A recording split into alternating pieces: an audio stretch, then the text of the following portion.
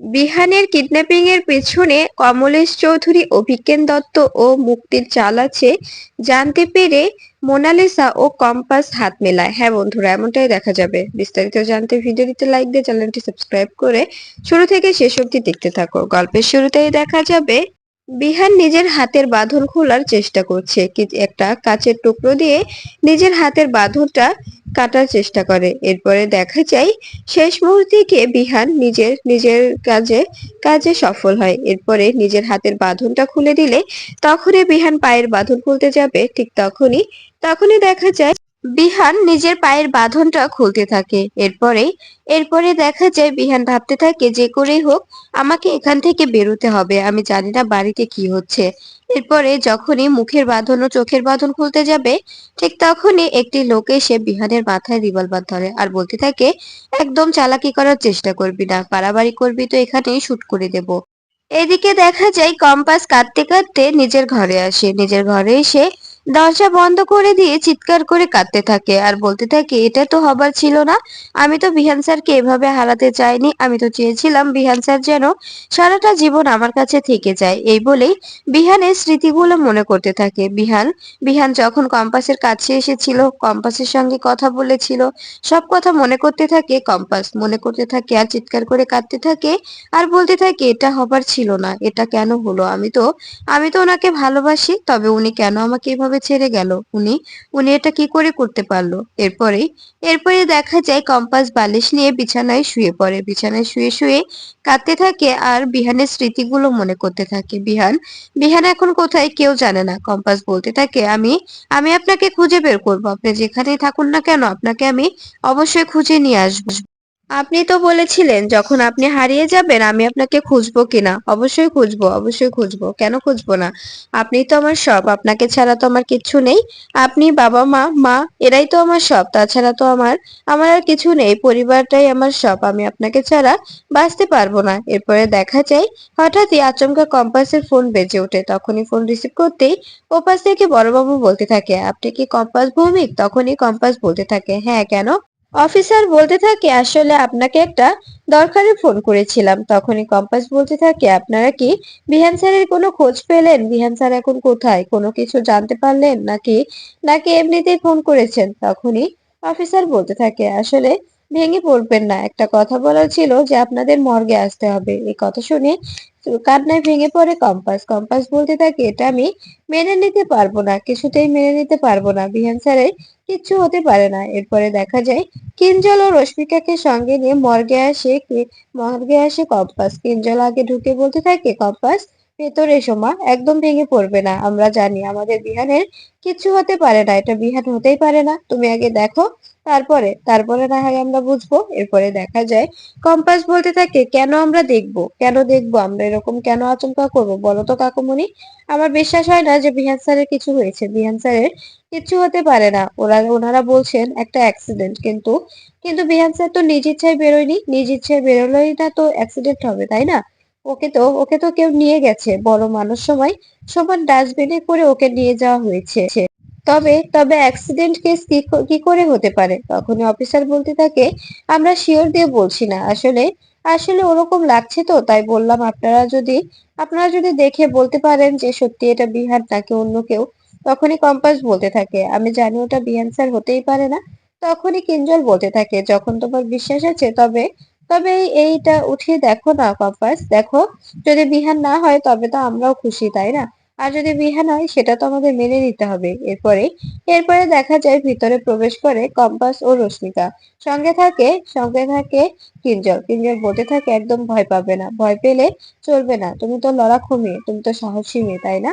এরপরে দেখা যায় কম্পাস সেই স্ট্রেচারের সামনে এসে দাঁড়ায়। তখনই অফিসার বলতে থাকে, কোথায় তোমরা, কোথায়? এভাবে এভাবে কেন দাঁড়িয়ে আছো? মুখের কাপড়টা সরিয়ে দাও, উনি দেখুক, উনি দেখে যদি চিনতে পারে। তখন দেখা যায় কম্পাস বলতে থাকে, আমি বিশ্বাস করতে পারছি না, আমি বিশ্বাস করতে পারছি না যে এটা বিহান স্যার হতে পারে। এরপরে দেখা যায় যখনই মুখের কাপড়টা সরিয়ে দেয় তখনই কম্পাস কম্পাস খুশিতে নেড়ে ওঠে। এরপরে দেখা যায় তখনই রশ্মিকা বলতে থাকে, কি হয়েছে ছোট বৌদি? এরপরে রশ্মিকা তাকিয়ে দেখতে থাকে যে ওটা বিহান নয়। এটা দেখে রশ্মিকা ও কম্পাস দুজনেই অনেক খুশি হয়ে যায়।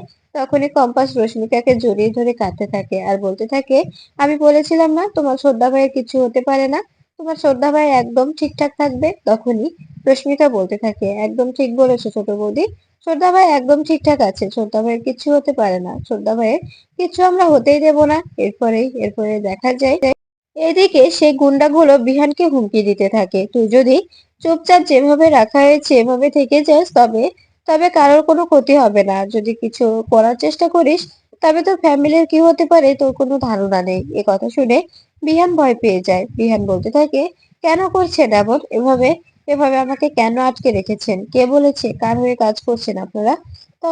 তখনই লোকগুলো বলতে থাকে, এত তো প্রশ্নের উত্তর তোকে দিতে বাধ্য নই আমরা, তাই না? বেশি বাড়াবাড়ি করিস না। এদিকে দেখা যায় মোহিনী সবাইকে চা দিতে থাকে। ড্রয়িং রুমে বসে সবাই মিলে বিহানের ব্যাপারে কথা বলছে। রুদ্র বলছে, কম্পাস তুমি কিচ্ছু করতে পারো না যেটার মাধ্যমে তো আমরা আমরা বিহানকে ট্র্যাক করতে পারবো? তুমি তো অনেক রকম অনেক কিছুই তৈরি করতে পারো, কিন্তু এটা এটা কিছু তৈরি করতে পারো না যেটা দিয়ে আমরা বিহানকে খুঁজে পাবো। তখন দেখা যায় কম্পাস বলতে থাকে, আমি আমি দেখছি কি করা যায়। আমি আমি বুঝতে পারছি না বড়দা ভাই, আমাকে ভাবতে হচ্ছে। আমি আমি ভেবে দেখছি, যদি সেরকম কিছু থাকে আমি অবশ্যই তৈরি করব। আমার বিহান স্যারকে খুঁজে পেতে আমাকে যা যা করতে হয় আমি সবটা করব, যেখানে যেতে হয় আমি সেখানেই যাব, কোনো রকম কোনো ত্রুটি রাখবো না, কিন্তু আমি বিহান স্যারকে অবশ্যই খুঁজে বের করব।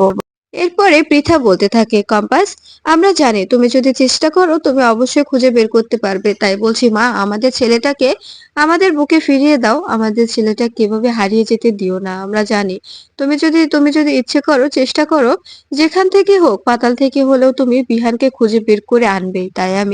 তাই আমি তোমার কাছে হাত জোর করে রিকোয়েস্ট করছি। তখনই কম্পাস বলতে থাকে, কাকিমণি এভাবে কেন বলছো? আমিও তো চাই যে উনি ফিরে আসুক, আমিও তো চাইছি খুব করে যে উনি উনি আমাদের মাঝে আবার ফিরে আসুক। কোথায় হারিয়ে গেল উনি? এভাবে তো ওনার হারিয়ে যাওয়ার কথা নয়। এরপরে মোহিনী বলতে থাকে, আমি একটা কথা বলি কি কম্পাস, এভাবে বাড়িতে বসে কি কিছু করলে হবে বলো? এটা তো পুলিশের কাজ, আমরা না হয় জলঘোলা নাই করি। আমরা যদি বাড়াবাড়ি করি তখন তো আরো আরো বাড়াবাড়ি হতে পারে, বিহানের জীবন তো ঝুঁকির মুখেও পড়তে পারে, তাই না? তখনই কম্পাস বলতে থাকে, শোনো শোনো মোহিনী, তুমি এভাবে এভাবে বলো না। কারণ কারণ যাই হোক না কেন, পুলিশ কাজ করছে বলে আমি এখানে এখানে দাঁড়িয়ে দাঁড়িয়ে শুধু দেখে যাব এটা তো নয়, আমাকেও তো কোনো প্রচেষ্টা চালাতে হবে, তাই না? বাড়ির সবাই জানে আমি আমি বরাবরই নিজের নিজের প্রোটেকশন নিজেই নিয়েছি, নিজেকে নিজেই রক্ষা করেছি। তবে কেন স্বামীর বেলায় পারবো না? কেন পারবো না আমি বিহান স্যারকে বাঁচাতে? এরপরে দেখা যায় জোজো জেনি এসে বলতে থাকে, বাবা আমরা আমরা পার্কে যাব খেলতে। তখনই কম্পাস বলতে থাকে, কেন কেন জোজো জেনি, তোমরা এখন যেও না, বাড়ির পরিস্থিতিটা ভালো না, আজকের দিনটা না হয় বাড়িতেই থেকে যাও। তখন জোজো জেনি জিদ করতে থাকে। এরপরে রশ্মিকা বলতে থাকে, এই বদ্দা ভাই, একদম ভাবিস না, আমি আর বাবুলাল কাকা দুজনে গিয়ে জোজো ও জেনিকে নিয়ে ঘুরিয়ে নিয়ে আসবো। আর যদি তেমন হয়, ওদের যদি ভালো না লাগে তবে তবে আমরা ফিরিয়ে নিয়ে আসবো, কিন্তু কোথাও চোখের আড়াল হতে দেব না, একদম একদম চিন্তা করিস না। এরপরে দেখা যায় কিঞ্জল বলতে থাকে, দেখে রাখিস কোনো সময় যেন কোনো দিকে না যায়, কথাটা যেন মাথায় থাকে। এরপরে দেখা যায় রুদ্র যেতে না দিতে চাইলে কম্পাস বলতে থাকে, ঠিক আছে দাদা ভাই, যাক না, ওদেরও তো দম বন্ধ হয়ে আসছে, ওরাও তো বাচ্চা, তাই না? তখনই দেখা যায় রুদ্র বলতে থাকে, না কম্পাস, আমি সেভাবে বলিনি, আমি বোঝাতে চেয়েছি যে আমাদের পরিবারের পরিস্থিতিটা যেমন, বুঝতেই তো পারছো, সবাই একে একে এভাবে টেন্স হয়ে পড়ছে, যদি এখন ওদের কিছু হয় সবাই তো একদম ভেঙে পড়বে, বিহানকে না পেয়েই তো সবাই অনেকটা অস্থির হয়ে আছে। এরপরে আবার ওরা বাইরে গেল। এরপরে রশ্মিকা বলতে থাকে যে, মা একদম চিন্তা করো না, আমি তোমাকে বললাম তো সবকিছু রেডি আছে, একদম ভেবো না, আমি ওদেরকে চোখের আড়াল হতে দেবো না। এই বলে রশ্মিকা ও বাবুলাল জোজো জেনিকে নিয়ে পার্কে চলে আসে। পরে জোজো ও জেনিকে খেলতে দেয় আর বলতে থাকে, এখানেই খেলবে, কোথাও যাবে না, কোথাও যেন যাওয়া না হয়। এদিকে দেখা যায় বাবুলাল কাকা বারবার ঘুমে ঝিমোতে থাকে। তখনই রশ্মিকা বলতে থাকে, কি ব্যাপার বাবুলাল কাকা, তুমি কি রাতে ঘুমাওনি নাকি, এভাবে ঝিমোচ্ছে যে? এদিকে দেখা যায় দুটো লোক একটি ছোট্ট বল ছুড়ে দিয়ে জোজো জেনির কাছে আসতে থাকে। এরপরে দেখা যায় যোজনী বলতে থাকে, কি হয়েছে আঙ্কেল, আপনারা কে, আপনারা এভাবে আমাদের সামনে কি করছেন? এরপরে জোজোকে বলতে থাকে, তোমার নাম কি? তখন জোজো বলতে থাকে, আমি জোজো, আরো জেনি। এরপরে লোকগুলো বলতে থাকে, আমরা তোমাদের জন্য একটা সারপ্রাইজ এনেছি, দেখবে? তখন জোজো বলতে থাকে, কি সারপ্রাইজ? এরপরে লোকগুলো একটি রিভলভার বের করে জোজোকে বলতে থাকে, এটা একটি খেলনা গান, আমি তোমাদের দেব, তোমরা এটা নিয়ে খেলবে, ঠিক আছে? তখনই জোজো বলতে থাকে, না, মাম্মি আর পা বলেছে কখনো অপরিচিত কারো থেকে কিচ্ছু নেবে না। তখন এই কথা শুনে লোকগুলো বলতে থাকে, আমরা তো অপরিচিত নয়, আমরা এখনই পরিচিত হয়ে যাই। আর এগুলো তো তোমাদের জন্যই আনা হয়েছে, আসলে তোমাদের মতো আমার একটি ছোট্ট বাচ্চা আছে, সে বাড়িতে গেছে, তো সে জিনিসগুলোই সেই জন্য এটা ফেলে গেছে, আর তোমাদের আমরা দিতে এলাম। এরপরে দেখা যায় রশ্মিকা জোজো জেনিকে খুঁজে না পেয়ে চিৎকার করতে থাকে। তখনই লোকগুলো সরে গেলে জোজো জেনি রশ্মিকার কাছে চলে আসে।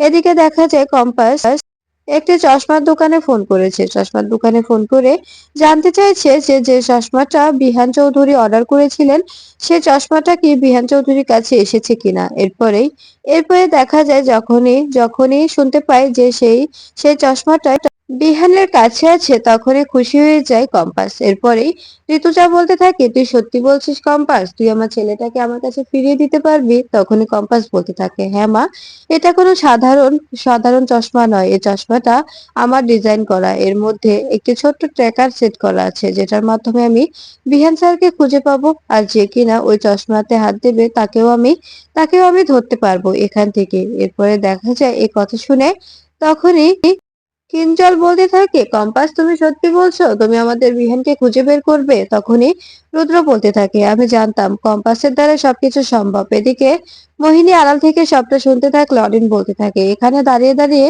কি শুনছো?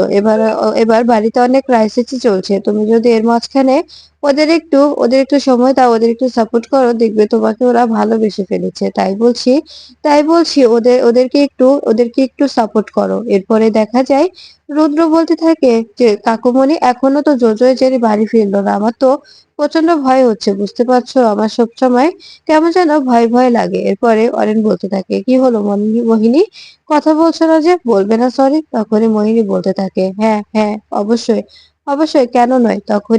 তখনই অরেন বলতে থাকে, ঠিক আছে, যাও, গিয়ে গিয়ে সবার সামনে দাঁড়াও।